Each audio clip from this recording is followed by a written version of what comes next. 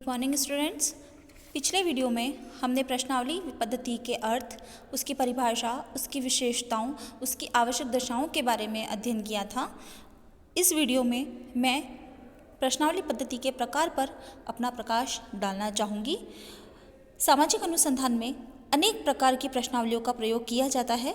प्रश्नावलियों के वर्गीकरण अनेक आधारों को सामने रखकर किया गया है, जिनमें से कुछ मुख्य इस प्रकार हैं।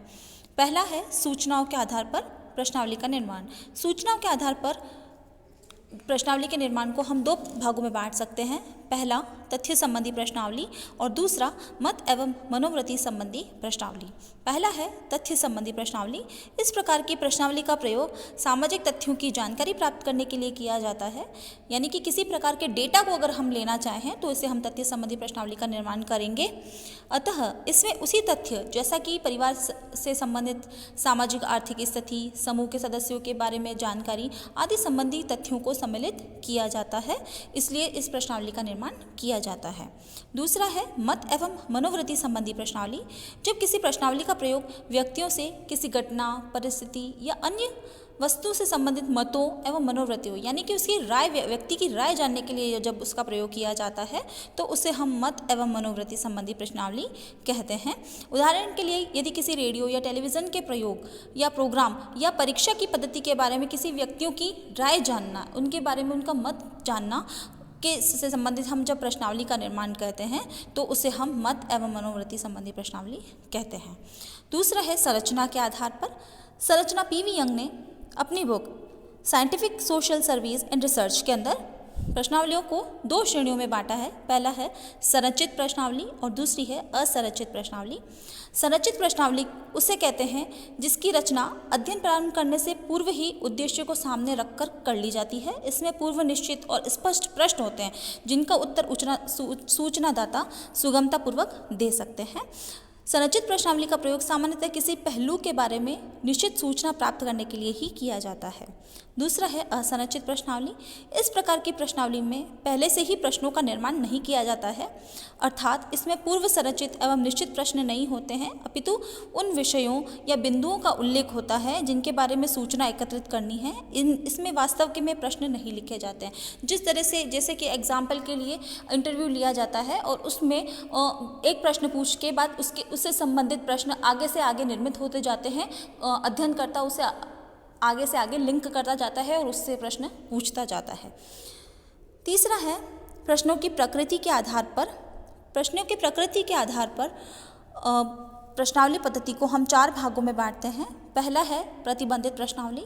इस प्रकार की प्रश्नावली में सभी प्रश्न प्रतिबंधित होते हैं, अर्थात प्रत्येक प्रश्न के साथ उसके संभावित वैकल्पिक उत्तर दिए जाते हैं, यानी कि A, B, C, D, अ, ब, स, द। इस प्रकार से उसमें विकल्प दिए जाते हैं। सूचनादाता को उपयुक्त विकल्प का चयन करके उसके ऊपर टिक लगाना होता है और उसके बाद इस प्रकार की प्रश्नावली को हम बद्ध प्रश्नावली कहते हैं। दूसरा है खुली प्रश्नावली। यह वह प्रश्नावली होती है जिसमें ऐसे प्रश्नों की रचना की जाती है जिनके उत्तर असीमित या अप्रतिबंधित होती है, यानी उत्तरदाता अपनी इच्छा से अपने उस उत्तर को दे सकता है, चाहे वो 2 लाइन हो चाहे वो 4 लाइन हो। इस तरह से वह अपनी इच्छा से उत्तर दे सकता है। इसका प्रयोग अधिकतर व्यक्तियों के मत और राय जानने के लिए किया जाता है। तीसरी है मिश्रित प्रश्नावली। इस प्रकार की प्रश्नावली में प्रतिबंधित और अप्रतिबंधित दोनों ही प्रश्नों को सम्मिलित किया जाता है। अधिकतर प्रश्नावलियों में दोनों प्रकार के प्रश्नों को सम्मिलित किया जाता है। चौथी है चित्रमय प्रश्नावली। इस प्रकार की प्रश्नावली में प्रश्नों के संभावित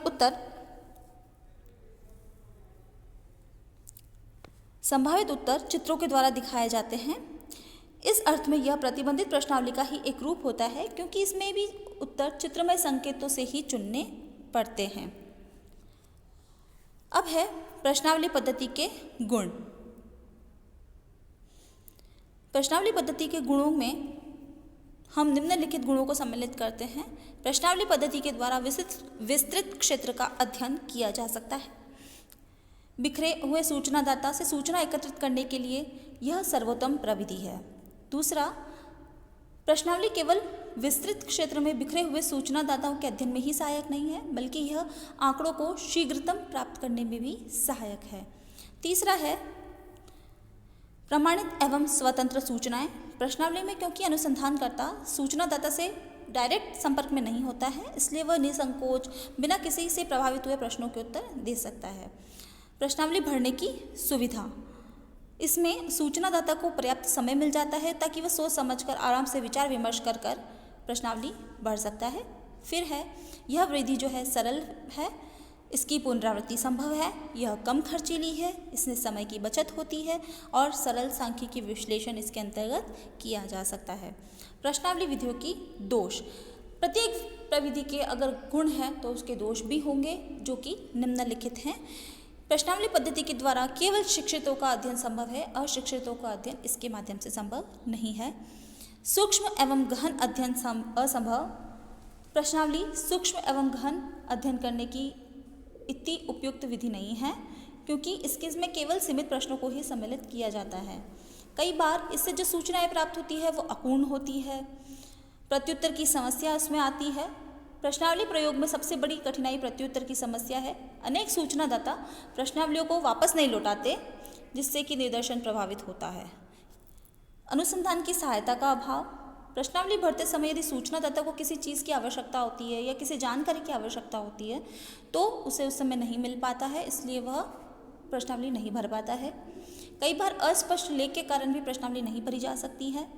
और सूचनाओं की अविश्वसनीयता, प्रश्नावली द्वारा प्राप्त सूचनाओं के बारे में सदैव संदेह बना रहता है क्योंकि प्रत्यक्ष संबंध न होने के कारण यह पता नहीं चलता है कि उत्तरदाता ने जो उत्तर दिए हैं वो सही है या गलत। तो आज के वीडियो में हमारा प्रश्नावली पद्धति जो है वो पूरी हो चुकी है। अगले वीडियो में हम नया टॉपिक स्टार्ट करेंगे। धन्यवाद।